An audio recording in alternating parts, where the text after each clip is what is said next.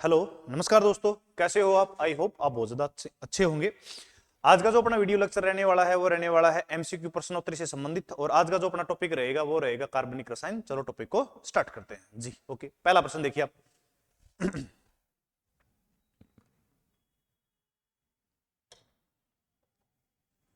निम्नलिखित में से किसका प्रयोग शराब, दवा तथा हवाई जहाज का ईंधन आदि बनाने के लिए प्रयोग किया जाता है। शराब की बात कर रहा है, इसका मतलब ये अल्कोहल की बात कर रहा है। तो कौन सा अल्कोहल है जो एज ए मेडिसिन भी यूज लिया जाता है, एज ए वाइन भी यूज लिया जाता है, और एज ए हवाई जहाज का ईंधन फ्यूल के उपयोग में भी लिया जाता है। तो हवाई जहाज का अगर फ्यूल की बात करें तो इसका आंसर रहेगा आपका C2H5OH। और इसी का ही प्रयोग किया जाता है किसके लिए, C2H5OH एज ए वाइन के रूप में, और साथ में इसी का प्रयोग किया जाता है किसके रूप में, एज ए दवा के रूप में जी। तो इसको अपन बोलते हैं बेटा C2H5 को, इसका सामान्य नाम है एथिल एल्कोहल। क्या नाम है, एथिल एल्कोहल। एथिल एल्कोहल ध्यान रखना। एथिल एल्कोहल जो है, एथेनॉल जो है, एथिल एल्कोहल बोल दो आप, एथेनॉल बोल दो। इसका प्रयोग किया जाता है मेडिसिन बनाने के लिए, एज ए वाइन के रूप में, एज ए फ्यूल के रूप में इन एरोप्लेन। तो इस प्रश्न का जो अपना राइट आंसर रहेगा वो रहेगा option number C, ethyl alcohol. हो सकता है प्रश्न को वो यहाँ पे C2H5OH के रूप में भी दे दे ऑप्शन, और हो सकता है वो किसके रूप में दे दे, इसका यूपीएससी नाम दे दे एथेनॉल। जो भी हो आप उसका आंसर जो है वो कर पाएंगे जी। आप आराम से इस प्रश्न को देखें एक बार। अगला जो सवाल है आपके सामने वो ये रहा, एथेन का स्वाद मतलब टेस्ट हल्का होता है। ये पूछ रहा है कि भी जो एथेन है, पहले तो देख तो एथेन है क्या। तो एथेन का रासायनिक सूत्र है CH3CH3। ये कह रहा है कि भी इसका स्वाद कैसे होता है, तो आपको स्वाद बताना। इसका जो टेस्ट है वो होता है हल्का मीठा। कैसा होता है, हल्का मीठा। कैसा होता है, हल्का मीठा। इस हिसाब से इस प्रश्न का अपना जो राइट आंसर हो गया वो हो गया आपका ई। ये एथेन किसका सदस्य है, तो एल्केन का सदस्य है। एल्केन का किसका सदस्य है, ये एल्केन का, एल्केन हाइड्रोकार्बन का ये क्या है, सदस्य है। और एक बात और सुनो, एल्केन के बारे में आपको एक बात और बता देता हूं, जरा दिमाग में रखना पड़े। इसका जो एथेन जो है उसका स्वाद कैसा होता है, हल्का मीठा होता है। और ये किसका सदस्य है, ये एल्केन का सदस्य है। और ये क्या है, ये है भाई साहब संतृप्त हाइड्रोकार्बन। ये कौन है, ये संतृप्त HC। तो प्रश्न ये भी आ सकता है कि एथेन कैसे हैं, सैचुरेटेड हाइड्रोकार्बन होते हैं जी। अगले सवाल की तरफ चलते हैं। यूरिया का रासायनिक सूत्र क्या है। ये कह रहा है कि यूरिया का केमिकल फॉर्मूला क्या है, सुनो। यूरिया का केमिकल फॉर्मूला है क्या। तो यूरिया से संबंधित मैं आपको दो बातें बता रहा हूं, सुनो। यूरिया, यूरिया की जो डिस्कवरी की थी उस वैज्ञानिक का नाम है वोहोलर। क्या नाम है, वोहोलर। ये दुनिया का पहला ऑर्गेनिक कंपाउंड है, ऑर्गेनिक यौगिक है, मतलब कार्बनिक यौगिक है, जिसको लैब में बनाया गया था। दुनिया का पहला ऑर्गेनिक कंपाउंड जिसको कहां तैयार किया गया था, लैब में बनाया गया था, लैब में। बहुत बढ़िया सवाल है ये। और किससे बनाया गया था तो मैं आपको बता देता हूं, उसका नाम है अमोनियम साइनेट। क्या नाम है, अमोनियम साइनेट को जब क्या किया गया था, गर्म किया गया था, तब क्या प्राप्त हुआ था, यूरिया। और यूरिया का रासायनिक सूत्र याद रखना, NH2CONH2। क्या फॉर्मूला है यूरिया का, NH2CONH2। उससे पहले लोगों को पता ही नहीं था। वोल्डर साहब से पहले ब्रजलीस ये बोलते थे कि भाई ऑर्गेनिक कंपाउंड जो है वो केवल प्लांट के अंदर बन सकते हैं या फिर ह्यूमन बॉडी में बन सकते हैं, वो बन ही नहीं सकते लैब के अंदर। लेकिन वोल्डर ने इस सिद्धांत को खारिज किया और दुनिया में पहली बार कार्बनिक यौगिक अमोनियम साइनेट से किसका निर्माण किया, यूरिया का निर्माण किया। और ये है लैब में बनाने वाला पहला कंपाउंड। अब बात करते हैं इसको लिखा कैसे जा सकता है। तो देखो ये NH2 दो बार आए हैं, तो इसको ऐसे लिखा जा सकता है। हो सकता है ऑप्शन में इस टाइप से दिया हो, NH2 की होल ट्वाइस CO। ये भी किसका फॉर्मूला है, यूरिया का। देखो इसी सबसे अपना आंसर, ये भी नहीं है, ये भी नहीं है, हाँ, और ये भी नहीं है। तो अपना जो राइट आंसर है बेटा ये है NH2 की होल ट्वाइस CO। ये यूरिया का रासायनिक सूत्र है। इसका एज ए खाद्य के रूप में भी प्रयोग किया जाता है जी। अगले सवाल की तरफ चलते हैं। देखिए अगला सवाल है कि भाई एल्किन का पुराना नाम क्या है। जैसे तीन एल्केन, एल्किन और एल्काइन, इनके तीनों के अलग अलग नाम है, अपन डिस्कशन करते हैं। देखो ओल्ड नाम क्या है, एल्किन को किस नाम से जानते हैं, तो सुनो। एल्किन का जो पुराना नाम है उसको बोलते हैं ओल्फिन। क्या बोलते हैं, ओल्फिन। अब पता तो होना चाहिए ओल्फिन का अर्थ क्या है। ओल्फिन। ये ओल्फिन जो वर्ड है ये ग्रीक वर्ड ओलियम से बना है, ग्रीक शब्द ओलियम, ओलियम से बना है, जिसका अर्थ है तेलीय पदार्थ। जिसका क्या अर्थ है भाई? तेलीय पदार्थ, तेलीय पदार्थ। तो पुराने जमाने में जब इतना पता नहीं था केमिस्ट्री के बारे में, तब एल्किन बोले तो उसको बोलते थे ये भाई ओल्फिन है, और ओल्फिन ग्रीक वर्ड है, जिसका ग्रीक कौन सा वर्ड है? ओलियम है, और जिसका अर्थ है तेलीय पदार्थ। तो अपना जो राइट आंसर है वो क्या रह गया आपका? Option number C. इसको मैं अच्छे से इसको बता दूं भाई जी। आ गया समझ में? बहुत अच्छी बात। अगले सवाल की तरफ चलते हैं। अगला कह रहा है कि डेकेन में कितने हाइड्रोजन परमाणु होते हैं? सवाल देखो, डेकेन का मतलब क्या? कार्बन की संख्या 10। अब ये पूछ रहा है कि भाई हाइड्रोजन की संख्या कितनी है, यही तो सवाल है कि भाई हाइड्रोजन कितने हैं। अब देखो, आपको ऐसे काउंटिंग करोगे तो गड़बड़ हो जाएगी। आपको जनरली पता होना चाहिए एल्केन का फॉर्मूला, और एल्केन का फॉर्मूला है CnH2n+2 जी। अब ये कह रहा है कि भाई आपको कार्बन कितने रखने हैं? 10। इसका मतलब ये कह रहा है कि n का मान कितना रखना है? आपको 10 रखना है। जैसे आप n का मान 10 रखोगे तो ये हो जाएगा C10H2 × 10+2। अब काउंटिंग कर लो, काउंटिंग करोगे तो यहाँ पे ये फॉर्मूला बनेगा C10H22। इसका मतलब x का मान कितना आ गया अपना? ये जो है ये किसका मान है? हाइड्रोजन की संख्या है। और यहाँ x का मान डायरेक्ट आप कितना याद रखोगे? 22। सीधा याद रखोगे नहीं हो पाएगा भाई, फंस जाओगे प्रश्न में, गलत होने की संभावना हो जाएगी। आप डायरेक्ट एल्केन का फॉर्मूला लिखिए, डेकेन दे रखा है, इसका मतलब n का मान 10 है, जैसे ही रखोगे तो मान आ गया आपका 22। इसका मतलब इसके अंदर कार्बन की हाइड्रोजन की संख्या कितनी है? 22 डेकेन के अंदर जी। अगला सवाल देखिए आप, तो सवाल आपके सामने ये कार्सिनोजेनिक रसायन निम्न में से किस रोग के को जन्म देते हैं? ये बहुत बड़ा है भाई, कार्सिनोजिन कारक। ये सारे केमिकल है, रसायन है ये जो रसायन है ये किस रोग के लिए जिम्मेदार है भाई साहब? कार्सिनोजनी जो कारक है वो कैंसर के लिए है। किसके लिए है? कैंसर के लिए है, कैंसर के कारक हैं ये भाई साहब। कैंसर जो है वो किसी कार्सिनोजेनिक के कारण होता है। कौन कौन हो सकते हैं? जैसे आपका एक तो आप जैसे नेप्थलीन इसके लिए जिम्मेदार है, नेप्थलीन, और एक इसके लिए जिम्मेदार है एंथ्रासिन। ये जो कुछ मैं आपको लिखवा रहा हूं वैसे फैक्टर हैं जो कैंसर को आपकी बॉडी के अंदर सेल्स हैं उसके अंदर अनकंट्रोल्ड डिवीजन हो जाएगा और आपके शरीर में कौन सा रोग हो जाएगा? कैंसर। तो इसका आंसर हो गया आपका कैंसर। हृदय रोग की तो बात ही अलग है, वाल वगैरह वाले हो जाते हैं। अब एक ये छोटा सा ऑप्शन दे रखा है इन्होंने, मधुमेह। तो शुगर का लेवल बढ़ जाता है बॉडी में, थोड़ा दिमाग में रख लेना भाई। शुगर का स्तर बढ़ जाता है शरीर में, और शुगर का स्तर बढ़ जाएगा तब आपके अंदर मधुमेह हो जाएगा। और इसका बायोलॉजिकल नाम याद रखना, डायबिटीज मेलाइटस। डायबिटीज मेलाइटस थोड़ा सा दिमाग में रखना। ओके, आई होप आप मेरी इस बात को समझ पाए होंगे। अस्थमा मतलब श्वास श्वसन तंत्र से संबंधित है जी। ओके, अपना आंसर हो गया। कैंसर के जो कारक हैं उनको बोलते हैं कार्सिनोजेनिक जी।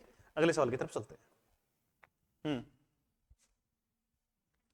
एरोमेटिक हाइड्रोकार्बन अणु में कम से कम बेंजीन के समान रिंग होती है। बेंजीन के समान न्यूनतम कितनी होनी चाहिए? कम से कम क्या कितनी होनी चाहिए? बेंजीन के समान कम से कम 1 होनी चाहिए। इसका आंसर आएगा 1। एक तो बेंजीन के समान होनी चाहिए। जैसे ये बेंजीन है तो कम से कम बेंजीन के समान होने के लिए बेंजीन जैसा तो होना ही चाहिए ना। और मान लो 2 आ जाए तो, अभी मैं आपको बता रहा हूं 2, मान लो ये 2 जुड़ जाए तो ये भी तो एरोमेटिक है, लेकिन इसमें कम से कम कितना बेंजीन आया? 1 आया ना। वैसे इसका नाम आपका नेप्थलीन है। और मान लो 3 आ जाए तो ये है एरोमेटिक, ये भी 3 आ जाए तो ये एरोमेटिक। अब ये एरोमेटिक है लेकिन कम से कम बेंजीन के समान कितनी होगी? इसमें 2 ऊपर वाले में कितनी होगी? 1, और इसमें कितनी है? 1। इसका मतलब इसका नाम है एंथ्रासिन। दोनों ही कार्सिनोजेनिक कारक कैंसर को बढ़ावा देते हैं। तो इसका मतलब इसका राइट आंसर क्या हुआ अपना? 1। डी ऑप्शन अपना क्या है? 1। अगले सवाल की तरफ चलते हैं। सवाल देखिए, सवाल ये है कि पेंटेन के संरचनात्मक बहुलक कितने होते हैं? डायरेक्ट आंसर याद रखना आप, 3 होते हैं भाई साहब। कितने होते हैं? 3। नहीं निकाल पाओगे आप। अगला सवाल देखते हैं। अंतरिक्ष यान में ईंधन के को जमने से रोकने के लिए, मतलब फ्रीज होने के रोकने, फ्रीजिंग नहीं हो, रोकने के लिए निम्न में से किसका प्रयोग किया जाता है? थोड़ी देर पहले पढ़ के हैं भाई साहब अपन, ध्यान रखना। किसके लिए किसका प्रयोग किया जाता है? ग्लाइकोल का प्रयोग किया जाता है। ग्लाइकोल का उपयोग किया जाता है। ग्लाइकोल का उपयोग किया जाता है। ग्लाइकोल एक प्रकार का डाईहाइड्रिक अल्कोहल है। क्या है डाईहाइड्रिक अल्कोहल? मैं उसका फॉर्मूला वगैरह भी और लिख देता हूं, लिख लेना भाई दिमाग में थोड़ा। CH2OH, CH2OH, ये है ग्लाइकोल आपका, एक प्रकार का अल्कोहल है। इस हिसाब से इस प्रश्न का अपना आंसर आ गया ये बी। आ रहा है ना समझ में? जी बिल्कुल, ये यही आएंगे, यही सवाल आने वाले हैं आपके पेपर में। अगला सवाल देखते हैं। धातुओं की वेल्डिंग के लिए निम्न में से किसका उपयोग आग की चिंगारी या लो बनाने में किया जाता है? वेल्डिंग के लिए किसका प्रयोग किया जाता है? तो वेल्डिंग के लिए तो एथाइन का प्रयोग किया जाता है भाई। वेल्डिंग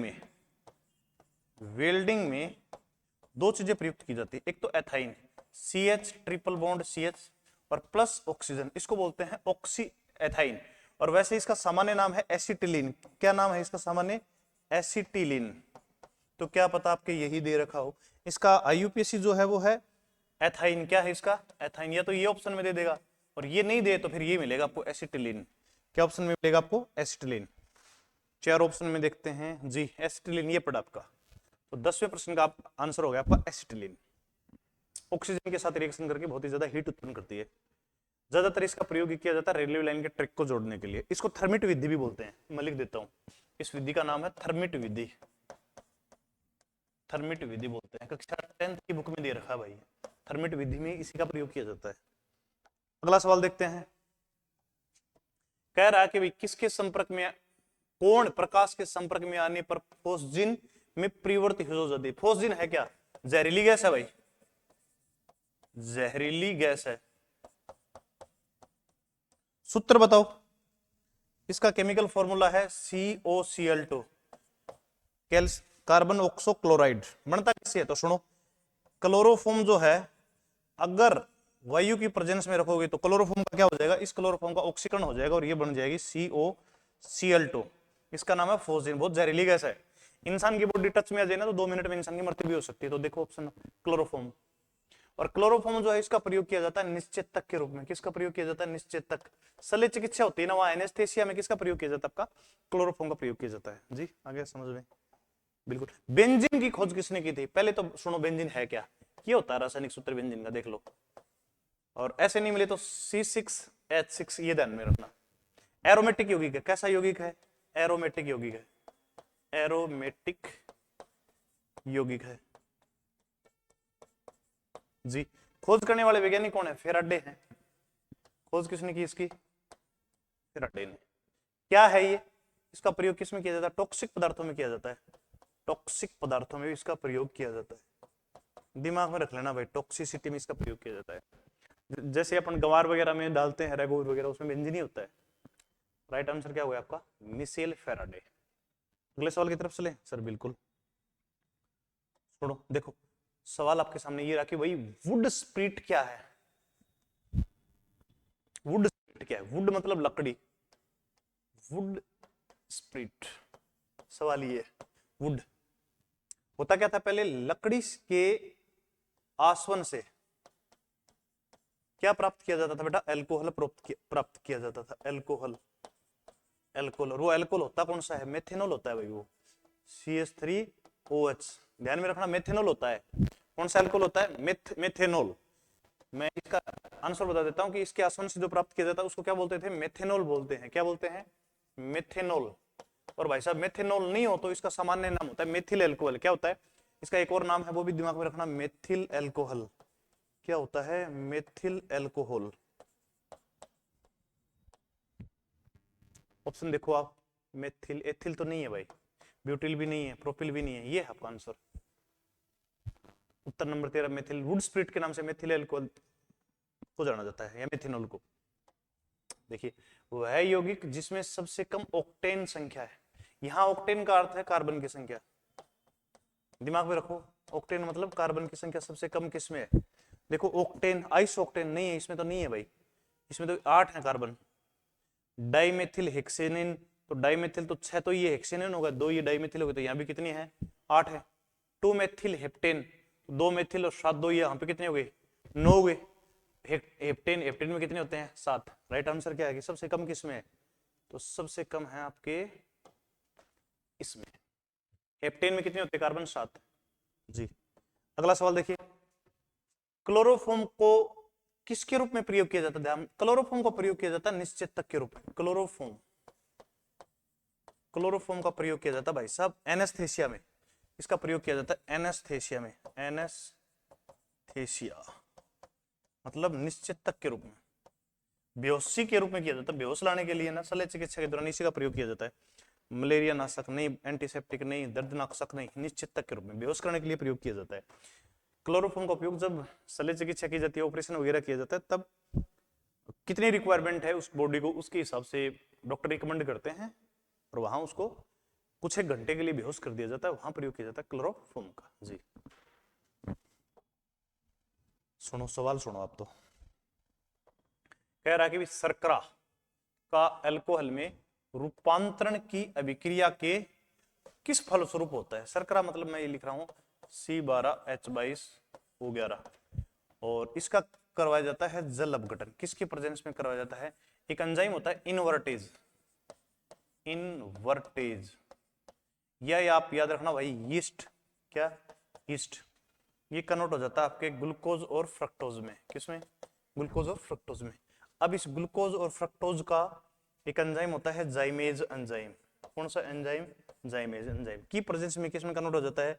2C2H5OH मतलब अल्कोहल में कन्वर्ट हो जाता है। अब ये कह रहा है कि भाई इस विधि का क्या नाम है? ये जो पूरी अपने प्रोसेस की, इस प्रोसेस को क्या बोलते हैं? इस प्रोसेस को सड़ाना बोलते हैं, किण्वन बोलते हैं, फर्मिटेशन बोलते हैं इंग्लिश में इसको, किण्वन। क्या बोलते हैं? इस पूरे प्रोसेस का नाम है किण्वन। श्वसन तो नहीं है भाई, प्रकाश संश्लेषण ये भी। निष्कर्षण तो भाई दांतों को प्राप्त किया जाता है। और आंसर क्या है आपका? किण्वन, सड़ाना बोलते हैं। अगला सवाल सुनो। अप्राकृतिक स्पिरिट अथवा अप्राकृतिक अल्कोहल, स्पिरिट मतलब अल्कोहल को निम्न में से किसके साथ मिश्रित किया जाता है? सुनो, अप्राकृतिक अननेचुरल अल्कोहल ये होता है भाई साहब CH3OH मेथेनॉल। एक होता है ये CH3CH2OH। अब दोनों जो अगर इंसान डायरेक्ट पी गया ना, इंसान की डेथ हो सकती है। डेथ हो जाएगी, अंधा हो जाएगा, व्यक्तियों में अंधापन आ जाएगा। अब लोगों को इससे बचाए कैसे? इनको तो पता नहीं है। इसके अंदर मिलाया जाता है पिरिडिन। क्या मिलाया जाता है? पिरिडिन। पिरिडिन मिलाने का उद्देश्य इसकी गंध तीखी हो जाएगी। गंध कैसी हो जाएगी? तीखी। फिर कोई इसको सेवन नहीं करेगा भाई साहब, ताकि लोगों को बचाया जा सके। पीने योग्य नहीं रही, इसके लिए क्या मिला दी जाती है? इसमें पिरिडिन मिलाई जाती है। और ये मिलाने, पिरिडिन मिलाना, इस प्रक्रिया को बोलते हैं अल्कोहल का विकृतीकरण। अल्कोहल का विकृतीकरण बोलते हैं इसको। ये रह जाएगा क्या आपके याद? प्रश्न ये भी आ सकता है कि अल्कोहल का विकृतीकरण के लिए मेथेनॉल के साथ क्या प्रयुक्त किया जाता है? पिरिडिन प्रयुक्त किया जाता है। कभी कभी एसीटोन भी यूज किया जाता है, वो भी तीखी गंध देता है। जी अगला सवाल सुनिए। नेफ्थलीन का मुख्य स्रोत क्या है? पहले तो देखो नेफ्थलीन है क्या। देखिए ये है नेफ्थलीन का सूत्र। तो ये है, ये नेफ्थलीन। जी सर। अब किससे प्राप्त किया जाता है? पहले इसको प्राप्त किया जाता था कोल तार से। कोल प्लस टार। सर टार का मतलब क्या है यहाँ पे? बेटा टार जो है ना वो है लिक्विड। क्या है? लिक्विड। कोल का मतलब कोयला। कोयले को जब गर्म करते हैं ना, तब साथ में एक लिक्विड प्राप्त हो जाता है। उस लिक्विड को बोलते हैं कोल प्लस तार। और सामान्य भाषा में ये हो गया कोल तार। क्या हो गया? कोल तार। किस, इससे क्या प्राप्त किया जाता है? नेफ्थलीन प्राप्त किया जाता है। क्या प्राप्त किया जाता है? नेफ्थलीन प्राप्त किया जाता है। रह जाएगा क्या याद? सर नेफ्थलीन किससे प्राप्त किया जाता है? कोल तार से प्राप्त किया जाता है। एक और सुन लो, इस नेफ्थलीन का प्रयोग किया जाता है कीटनाशकों को समाप्त करने के लिए। कीटनाशक के रूप में प्रयोग किया जाता है इसको। कीटनाशक के रूप में प्रयोग किया जाता है। देख लो ऑप्शन अपना, कपूर नहीं है, चारकोल नहीं है, डीजल नहीं है, ये रहा आपका कोल तार। आ गया होगा समझ में, आई होप। अगला सवाल देखो। फॉर्मेलिन का जलीय विलयन है। फॉर्मेलिन है क्या? HCHO का 40% सॉल्यूशन विलयन क्या है? फॉर्मेलिन। फॉर्मेलिन क्यों? उपयोग क्या है इसका? मृत जानवरों को परिरक्षित करने के लिए। मृत जानवरों को परिरक्षित करने के लिए, परिरक्षित, जानवर जो मर जाते हैं, मम्मीज वगैरह जो अपन ने सुने होंगे, तो पिरामिड्स वगैरह में पहले रख देते थे हाँ मम्मीज कब्र के अंदर, उसके अंदर फॉर्मेलिन का प्रयोग किया जाता था। अब सवाल क्या है कि जलीय विलीन में एथेनॉल का, नाइट्रिक अम्ल का, अच्छा ये जो है वो किसके बराबर होता है, तो ध्यान रखना भाई ये तो तुम्हारा CH3OH के बराबर होता है। इसको क्या बोलते हैं, मेथेनॉल बोलते हैं। क्या बोलते हैं, मेथेनॉल बोलते हैं। क्या ऑप्शन है आपका, ये रहा। दोबारा सुन लो, फॉर्मेल्डिहाइड का जो 40% सॉल्यूशन है ना, वो फॉर्मेलिन है। प्रयोग किया जाता है उसका मृत जानवरों को परिरक्षित करने के लिए। लेबोरेटरी में आपने देखे होंगे मछली वगैरह, उन जानवरों को, मेंढक वगैरह, उनको प्रिजर्व के लिए किसका प्रयोग किया जाता है, फॉर्मेलिन, जो किसके समान है, मेथेनॉल के समान है। आ गया ना समझ में आपके, जी सर बिल्कुल आ गया। अगला सवाल देखते हैं। एथिल एल्कोहल का समस्थानिक है, समस्थानिक का मतलब बराबर, कौन है इसके बराबर, एथिल एल्कोहल के बराबर कौन है, देखते हैं कौन है। पहले एथिल एल्कोहल लिखो आप, CH3 CH2 OH, इसका मतलब इसमें कार्बन कितने हैं भाई, 2, हाइड्रोजन कितने हैं, 6, और ऑक्सीजन कितना है, 1। अब देख लो इसके बराबर कौन है, समझताने का मतलब यही होता है कि जितना ये है उतना ही दूसरा मिल जाए। अब पहला देखते हैं, di ether, dimethyl ether, ये क्या है, CH3OCH3, ये आपका डाई मेथिल ईथर। इसमें कार्बन कितने हैं भाई साहब, 2, हाइड्रोजन कितने हैं, 6, और ऑक्सीजन कितना है, 1। ये रहे, दोनों बराबर आ गए ना, इसका मतलब इसके बराबर कौन है, आपका डाई मेथिल ईथर है। वैसे भी याद रखना, एल्कोहल और इथल जो है ना, वो परस्पर एक दूसरे में बदल सकते हैं क्रियात्मक समावेता के द्वारा। समस्थानिक का मतलब इनका अणुसूत्र बराबर होना चाहिए। अगला देखो, स्टार्च कार्बोहाइड्रेट का सबसे बड़ा रूप, किण्वन से प्राप्त हो जाता है। किण्वन शब्द कभी भी आए ना तो आप दिमाग में अपना बैठा लो भाई, चाहे स्टार्च हो, चाहे स्टार्च की जगह कोई भी कार्बोहाइड्रेट हो, कार्बोहाइड्रेट हो, कुछ भी हो, और ये कह देगा भाई इनका किण्वन, इनका किण्वन, आंख बंद करके एथेनॉल कर देना, आप तो कभी गलत नहीं होगा। एथेनॉल, और एथेनॉल का फॉर्मूला अपने दिमाग में बैठा लो, C2H5OH। कौन सा ऑप्शन आपका, ये रहा आपका ऑप्शन, एथेनॉल। अगले सवाल की तरफ मुंह करते हैं। सवाल देखिए आप तो भाई, निम्न में से कौन सा यौगिक विषम चक्रीय यौगिक है। विषम चक्रीय का मतलब हाइड्रोजन और कार्बन के अलावा क्या है, बेंजीन, बेंजीन में तो भाई साहब 6 कार्बन है, 6 हाइड्रोजन है। एंथ्रासिन, ये भी नहीं है। नेप्थलीन में भी यही है, नेप्थलीन में भी नहीं है। हाँ फ्यूरोन है भाई, फ्यूरोन का स्ट्रक्चर बता देता हूँ, ये होती है फ्यूरोन की स्ट्रक्चर, यही है विषम चक्रीय यौगिक। एक तो इसमें कार्बन है, एक हाइड्रोजन है, एक ऑक्सीजन है, 3 आ गए ना। कार्बन हाइड्रोजन के अलावा कुछ भी हो वो विषम चक्रीय है।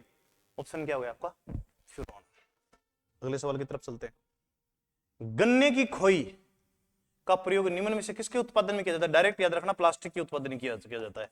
सीधा याद रखने वाला प्रश्न है, प्लास्टिक के उत्पादन में, प्लास्टिक के उत्पादन में। देखते हैं कई ऑप्शन है क्या, जी बिल्कुल ये रहा ऑप्शन नंबर कबीर। अगला देखो, ये सुनो, देखो एक बार आप सवाल देखिए, एल्यूमिनियम कार्बाइड के जलीय अपघटन से क्या प्राप्त किया जाता है। एल्यूमिनियम कार्बाइड, देखो ये एल्यूमिनियम और कार्बाइड कह रहा है, लो करते हैं इसका सेटलमेंट। ये देखो प्लस जलीय विलयन, अब कह रहा है कि भाई से क्या प्राप्त होता है, जलीय विलयन से प्राप्त होता है भैया आपका CH4। क्या प्राप्त होता है आपका CH4, 3 है तो कितने CH4 प्राप्त हो जाएंगे, 3। और साथ में क्या निकलेगा आपका, एल्यूमिनियम हाइड्रोक्साइड। क्या निकलेगा आपका, एल्यूमिनियम हाइड्रोक्साइड। और यहाँ पे कितने आएंगे आपके, एल्यूमिनियम 4 है तो ये कितने आएंगे, 4।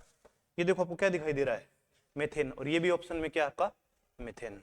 एल्यूमिनियम कार्बाइड का जब जलीय विलयन में आप इसको डालोगे एल्यूमिनियम कार्बाइड को, तो पक्का मेथेन होगा केमिकल रिएक्शन के द्वारा। और मेथेन ऑप्शन में नहीं मिले ना मेरे भाई, मार्स गैस याद रखना भाई। ऑप्शन में कभी कभी आजकल चालाकी करके वो ये भी दे देते हैं। जी सर बिल्कुल। अगला सुनो, अगला है कि निम्न में से किस गैस का प्रयोग फलों को कृत्रिम रूप से पकाने में किया जाता है। सीधा याद रखना, एथिलीन। एथिलीन, एथिलीन गैस का प्रयोग किया जाता है। और फलों में भी किसको, ज्यादातर केले जो आते हैं, कच्चे केले आते हैं, उनको पकाने के लिए, मतलब उनको मीठा करने के लिए एथिलीन गैस का क्या किया जाता है, प्रयोग। सीधा दिमाग में बैठा लो भाई आप तो अपने, एथिलीन गैस। और ये एज ए हार्मोन काम करती है। ये कैसे काम करती है, एज ए हार्मोन। ऑप्शन देखो, एथिलीन। आ गया ना समझ में। सर बिल्कुल आ गया। अगला सवाल देखिए, 5% जलयुक्त एथेनॉल को क्या कहा जाता है? 5% जल मतलब जल कितने प्रतिशत है? 5%। इसका मतलब 95% कौन है इसमें? एल्कोहल। देखो मैं लिख रहा हूं 95% एल्कोहल, और 95% एल्कोहल और 5% इसमें भैया क्या है? 5% है सर इसमें जल। ये लो, पी गया ना इंसान तो वही मर जाएगा। इसको बोलते हैं प्रीशोधित स्प्रिट। क्या नाम, किस नाम से जानते हैं इसको? इस पूरे कॉम्बो को बोलते हैं प्रीशोधित स्प्रिट। प्रीशोधित स्प्रिट बोलते हैं, पर क्या बोलते हैं इसको? प्रीशोधित स्प्रिट। देखो ये रहा आपका ऑप्शन, प्रीशोधित स्प्रिट। प्रश्न ये भी आ सकता है कि प्रीशोधित स्प्रिट में अल्कोहल कितने प्रतिशत होता है? भैया दिमाग में रखना 95% अल्कोहल होता है इसमें, प्रीशोधित स्प्रिट में 95% है। ये तो भाई इंडस्ट्री में प्रयोग में की जाती है जी, या बहुत बड़े स्तर पर जब वाइन का निर्माण करना हो ना, तब प्रीशोधित स्प्रिट का प्रयोग किया जाता है। ओके, अगला सवाल देखिए, ये कह रहा है एलिफेटिक, ये तो यार 12वीं क्लास का सवाल है। एलिफेटिक प्राथमिक एमीन के परीक्षण के लिए डायरेक्ट याद रखो कार्बिल एमीन परीक्षण, कार्बिल एमीन परीक्षण, या इसका एक और याद रखना, इसको बोलते हैं आइसोसाइनाइड परीक्षण, आइसोसाइनाइड टेस्ट। कि भाई प्राइमरी चाहे एमीन हो, चाहे प्राइमरी एरोमेटिक एमीन हो, चाहे एलिफेटिक एमीन हो, उसकी पहचान कर लिए किसका प्रयोग किया जाता है? आपका आइसोसाइनाइड परीक्षण का प्रयोग किया जाता है। बहुत महत्वपूर्ण रिएक्शन है, कक्षा 12 की आती है पेपर में, बार बार कर लेना भाई याद। अगला सवाल, वह गैस जो अक्सर कोयले की खदानों से, वह गैस जो अक्सर कोयले के खानों से रिश्ती रहती है। भाई साहब कोयले की खानों से बहुत ज्यादा मात्रा में कौन रिश्ती है? MCH4, जिसको बोलते हैं मेथेन। क्या बोलते हैं भाई? मेथेन बोलते हैं। और इसी मेथेन का एक और नाम है मारस गैस। क्या बोलते हैं? मारस गैस। ये रिश्ती रहती है। और कभी कभी ये क्या करती है भाई साहब, खदानों के नीचे चले जाएंगे ना, वहां ऑक्सीजन के लेवल को क्या कर देती है? ये कम ऑक्सीजन को लेवल, तो वहां सांस लेने में भी दिक्कत होती है। किसमें? सांस लेने में दिक्कत होती है। थोड़ा देख लेना भाई, सांस में प्रॉब्लम। और कभी कभी क्या कर देती है? आग भी पकड़ जाती है ये। तो ये चीजें हो सकती हैं, इसलिए इसका ध्यान रखा जाता है इसके स्तर का। तो ऑप्शन क्या है अपना? मीथेन। कार्बन मोनोऑक्साइड थोड़ी होती है यार, कार्बन मोनोऑक्साइड तो मीथेन जलेगा तब बनेगी भाई। वायु, वायु में तो सारी चीजें हाइड्रोजन, ये तो कैसे करोगे आप? वायु को तो कोई सवाल ही पैदा नहीं है। कार्बन मोनोऑक्साइड तो, ये तो मीथेन का जलना कार्बन मोनोऑक्साइड है जी। अगला सवाल, ऑक्सी एसिटिलीन की लो का तापमान, लो मतलब फ्लेम का तापमान क्या होगा? देखो एक बार कह क्या रहा है, ऑक्सी एसिटिलीन, ये है आपका एसिटिलीन, सुनो, और फिर कह रहा है लो, लो मतलब ऑक्सीजन। सुनो, ये कह रहा है भाई ये एसिटिलीन, ये ऑक्सीजन, इसको बोलते हैं ऑक्सी एसिटिलीन। इन दोनों को एक साथ करोगे ना तो यहां क्या बनेगी? फ्लेम बनेगी। क्या बनेगी भाई? फ्लेम बन जाएगी। उस फ्लेम को बोलते हैं लो। और इसका रीजन यही है कि इसका प्रयोग क्यों किया जाता है? इसका तापमान हो जाता है लगभग 3200 डिग्री सेंटीग्रेड। कितना हो जाता है? 3200 डिग्री सेंटीग्रेड, बहुत ज्यादा हो जाता है। और इसका प्रयोग किया जाता है वेल्डिंग के रूप में, वेल्डिंग के रूप में। और सुनो एक बात सुनो, CH ये पूरी फ्लेम 3200 डिग्री सेंटीग्रेड, और ये रिएक्शन है, उस रिएक्शन का नाम है थर्मिट अभिक्रिया। कौन सी अभिक्रिया है ये? थर्मिट रिएक्शन का क्या है ये? परिणाम। अक्सर रेलवे लाइन के जो ट्रैक है ना वो टूट जाते हैं, वहां पर क्या, कौन सी विधि का प्रयोग किया जाता है? थर्मिट विधि के द्वारा एसिटिलीन के साथ ऑक्सीजन का मिल जाती है, तापमान बहुत ज्यादा बढ़ जाता है, 1 घंटे के बाद वापस में वो जोड़ देते हैं। वो जोड़ किसके द्वारा बनता है? इस थर्मिट रिएक्शन के द्वारा बन जाता है, क्योंकि तापमान बहुत ज्यादा बढ़ जाता है। तो आंसर आ गया आपका 3200 डिग्री सेंटीग्रेड। वेल्डिंग के रूप में प्रयोग किया जाता है भाई। फ्लेम को लो बोलते हैं, लो। यही तो पूछा उसने, यही तो बताना है कितना तापमान हो जाता है? 3200 डिग्री सेंटीग्रेड हो जाता है। अगला सवाल सुनो, अगला भाई, कार्बनिक यौगिकों के सूक्ष्म जीवाणुओं की सहायता से, माइक्रोबैक्टीरिया की सहायता से अल्कोहल प्राप्त करने की विधि क्या कहलाती है? थोड़ी देर पहले बताया था। एक दिमाग में रखना, कुछ भी हो किण्वन है, दिमाग में बैठा लो अपने। तो ये किण्वन, ये रही आपकी किण्वन। इसको सड़ाना भी बोलते हैं, फर्मेंटेशन बोलते हैं इसको, सड़ाना। देखो मैं आपको बताता हूं ये है क्या, सुनो। जैसे आपके पास ये है आपके C12H22O11, इसको बेटा बोलते हैं सुक्रोज, टेबल शुगर, चीनी बोलते हैं इसको, शुगर लिख देता हूं मैं। शुगर का क्या जाता है जल अपघटन, ठीक है। किसकी उपस्थिति में? एक एंजाइम है जिसको बोलते हैं इनवर्टेज, क्या बोलते हैं? इनवर्टेज। इसकी प्रेजेंस में जब इसका जल अपघटन करवाया जाता है ना, तो बन जाता है ग्लूकोज C6H12O6 और बन जाता है फ्रक्टोज। इसके कितने मोल बन जाते हैं आप तो यूं समझ लो, 2 मोल बन जाते हैं इसके, और इसको बोलते हैं ग्लूकोज। क्या बोलते हैं इसको? ग्लूकोज। सुनो, अब इस ग्लूकोज का क्या करवाया जाता है? C6H12O6, ये है आपका ग्लूकोज। इस ग्लूकोज का एक एंजाइम है जाइमेज एंजाइम, जाइमेज एंजाइम, और ये दोनों नहीं मिले ना मेरे भाई, तो यहां पे आपको ईस्ट मिल सकता है, खमीर बोलते हैं इसको, ईस्ट। ईस्ट कभी भी ऑप्शन में दिख जाए तो वो भी सही है। तब ये किस में कन्वर्ट हो जाता है? एथेनॉल में। तब बन जाता है 2C2H5OH और 2 मोल CO2 कहां निकल जाती है? बाहर निकल जाती है, ठीक है। देखो, 2 तो एंजाइम काम में आए है ना, एक तो आपका इनवर्टेज आ गया आपका यहाँ पे, एक तो ये इनवर्टेज काम में आ गया, ठीक है भाई, और एक आपका आका जाइमेज, और एक दिमाग में रखना यीस्ट। ये 3 ऑप्शन में कभी मिलने तो याद रखना, इसको बोलते हैं किण्वन। क्या बोलते हैं? किण्वन। अब ये जो है ना, ये यीस्ट, इनवर्टेज, ये जाइमेज, ये सारे क्या है? एंजाइम है। क्या है? एंजाइम है भाई। और कभी कभी ईस्ट की जगह खमीर भी दिया जाता है। तो देखो, बना तो एल्कोहल ना, C12H22 वगैरह, क्या बोलते हैं एल्कोहल? सवाल क्या था? यही था ना, किण्वन। इस प्रक्रिया को क्या बोलते हैं? किण्वन। अगला कि भाई, निम्न में से किस यौगिक युग्म को निश्चित तक, भाई साहब निश्चित तक में, एक तो ये दिमाग में रखना रे, CHCl3, दिमाग में बैठा लो, क्लोरोफॉर्म। और ये नाम नहीं देना तो मेरे भाई, क्लोरोफॉर्म तो मिलेगा ही पक्का, क्लोरोफॉर्म लिख लो आप तो, ये तो क्लोरोफॉर्म। एनेस्थेसिया, कभी कभी इस कहां गया निश्चित तक, इस वर्ड की जगह एनेस्थेसिया भी आ जाता है, एनेस्थेसिया, बेहोश, ये भी मिल सकता है, बेहोश, ठीक है ना। इसके साथ है ना एक चीज और मिलाई जाती है, मैं वो और लिख देता हूं, इसके साथ मिलाया जाता है नाइट्रस ऑक्साइड। क्या मिलाया जाता है? Nitrous oxide. इसको बोलते हैं HNO2, HNO2, इसको बोलते हैं नाइट्रस ऑक्साइड। इस पूरे कुंभे को बोलते हैं क्या? निश्चित तक के रूप में प्रयोग किया जाता है। ऑप्शन लिखना आप अपना, एक बार चेक करना, नाइट्रस ऑक्साइड प्लस क्लोरोफॉर्म, यही है भाई।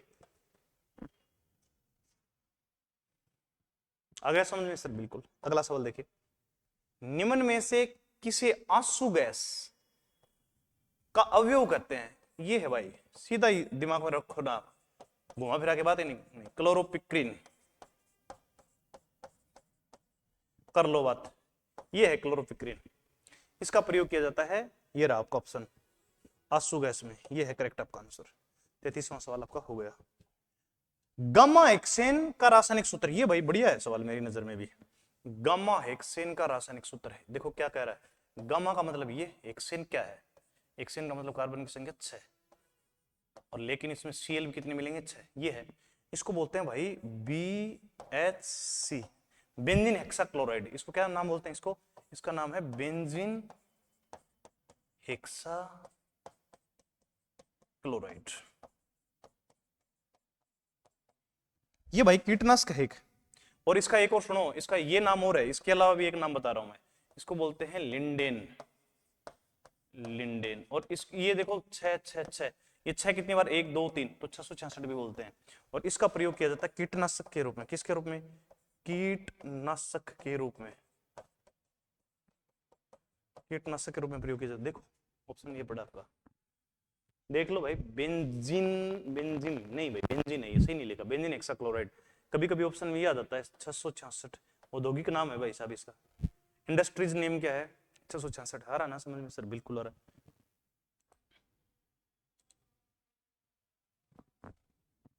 अगले सवाल की तरफ मुंह करें सर? बिल्कुल करो। देखो, निम्न में से किसे मार्स गैस कहते हैं? मार्स का अर्थ क्या है? सुनो, मार्स का अर्थ है मंगल ग्रह। कौन सा ग्रह? मंगल ग्रह। और मंगल ग्रह का रंग कैसा है? लाल, रेड कलर है। किसके कारण है? वहां एक गैस है, उस गैस का क्या नाम है? CH4। क्या है? CH4। इसको क्या बोलते हैं? मेथेन बोलते हैं। क्या बोलते हैं भाई? मेथेन बोलते हैं। CH4 को मार्स गैस क्यों कहते हैं? मंगल ग्रह में सर्वाधिक पाई जाती है, इस वजह से इसको क्या कहते हैं भाई, मार्स गैस कहते हैं। लाल ग्रह, इसका रंग जो है वो रेड कलर का होता है। बेर कारक क्या है, सीधा याद रखना, क्षारीय पोटेशियम परमैंगनेट, फॉर्मूला लिख देता हूं इसका, क्षारीय बेस, या तो ये ऐसे दे देगा और अंदर आएगा KMnO4। KMnO4, आपको मैं एक मस्त बात बताता हूँ, सुनो। इसी KMnO4 को किस नाम से जानते हैं, लाल दवा, लाल दवा, रेड मेडिसिन। प्रयोग कहाँ किया जाता है, पानी को सही करने के लिए कुओं को अंदर डाली जाती है, इसका प्रयोग किया जाता है पानी की शुद्धिकरण में, पानी के प्योरिफिकेशन में, प्योरिफिकेशन में किया जाता है। देख लो ये है, और ये नहीं मिले ना ऐसे तो भाई साहब यहाँ पे ना OH नेगेटिव मिल जाएगा। इस OH नेगेटिव का अर्थ भी क्या होता है, क्षारीय होता है। तो आपका राइट आंसर क्या हो गया, आपका क्षारीय KMnO4। ये नहीं है भाई, तीनों ही नहीं है ये ऊपर वाले तो। ठीक है, अगले सवाल की तरफ चले सर, चलो।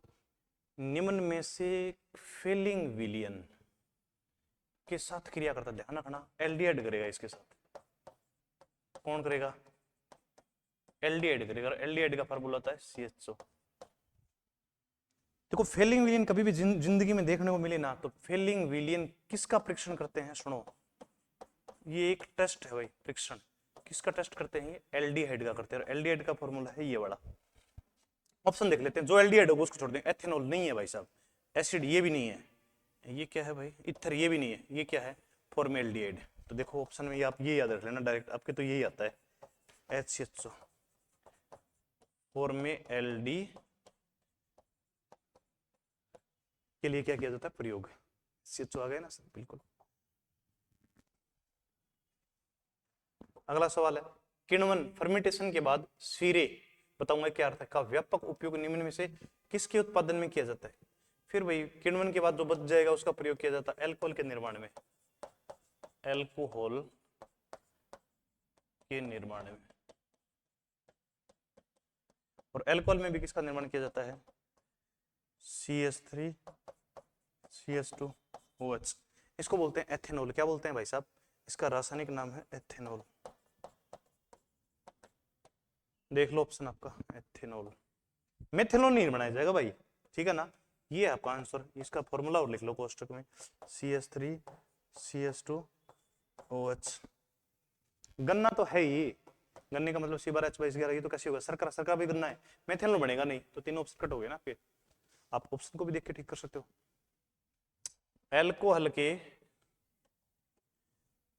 के किण्वन के लिए निम्न में से कौन आवश्यक है, किण्वन के लिए क्या क्या चीजें चाहिए, देखो ये चीज चाहिए, एक तो चाहिए आपको जाइमेज,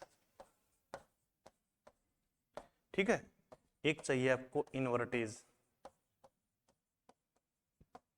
मैं जो चाहिए वो सारे लिख देता हूं, या इसको सुक्रेज बोल सकते हो आप, है ना। एक क्या चाहिए आपको, एक चाहिए आपको यीस्ट, यीस्ट चाहिए भाई, और इसी यीस्ट को क्या बोलते हैं, खमीर। क्या बोलते हैं, खमीर। ये चाहिए, किस में चाहिए, ये तीनों चीजें किसके लिए जरूरी हैं, ये तीनों चीजें जरूरी हैं किण्वन के लिए। किसके लिए, और किण्वन शब्द आने का मतलब क्या होता है, मैंने आपको क्या बता रखा है, किण्वन आने का मतलब ये क्या है, अल्कोहल का निर्माण होना। देख लो भाई, पक्षी ने एक प्रकार की फूफुदा नहीं है, कुकुर मुतर नहीं है, क्लोरेला नहीं है, देखो ये पड़ा ईस्ट, और ऑप्शन में आपको ये भी मिलेगा खमीर। दिमाग में बैठा लो, ये तो पक्का ही आना आपके एग्जाम, इंपोर्टेंट है। अगला सवाल देखें, 20 बार आ गया, शर्करा के किण्वन के दौरान बनने वाला यौगिक कहलाता है।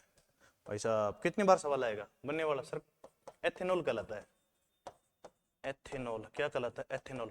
सुपर मोस्ट इंपोर्टेंट क्वेश्चन है, super most important question,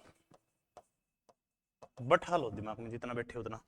ethyl alcohol या एथेनॉल, ये पड़ा आपका, ये बनेगा, एसिड तो बनने से रहा।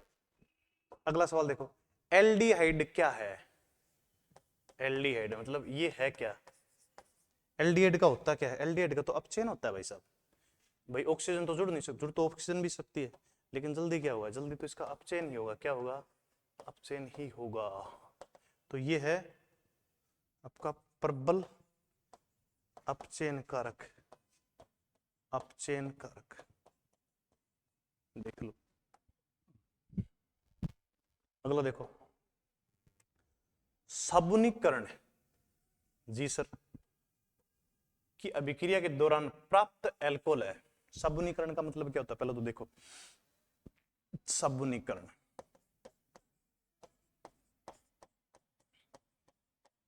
साबुन बनाने की विधि है।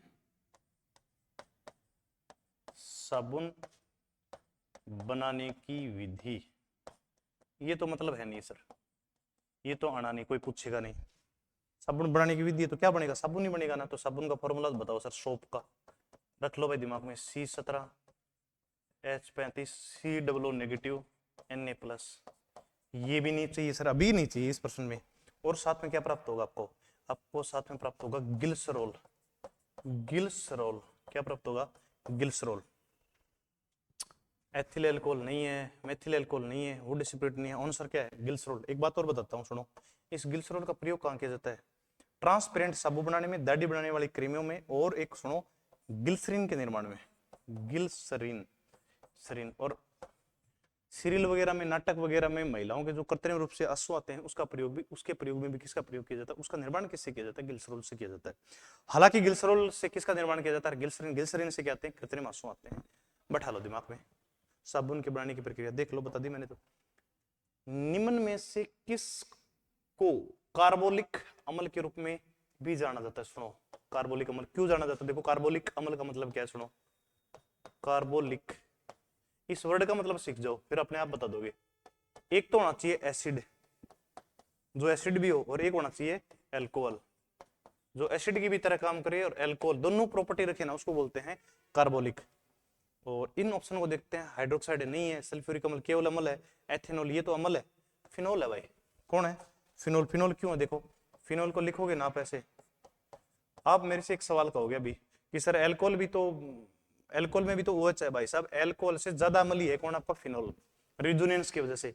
इसका मतलब ये फिनोल जो है ना, वो किसकी बात व्यवहार करता है, अम्ल की तरह व्यवहार करता है, और OH की वजह से किसकी बात व्यवहार करता है, एल्कोहल की बात। इस वजह से इसको क्या बोलते हैं, कार्बोलिक अम्ल बोलते हैं। कई बच्चे ऐसे भी बोलेंगे सर एथेनॉल भी तो हो सकता है, मैं मना थोड़ी ना कर रहा हूँ, लेकिन एथेनॉल में और फिनोल में ज्यादा अम्लीय कौन है, फिनोल है सर। इसी के साथ सभी विद्यार्थियों से मैं यहाँ लेता हूँ विदा। जय हिंद, जय भारत।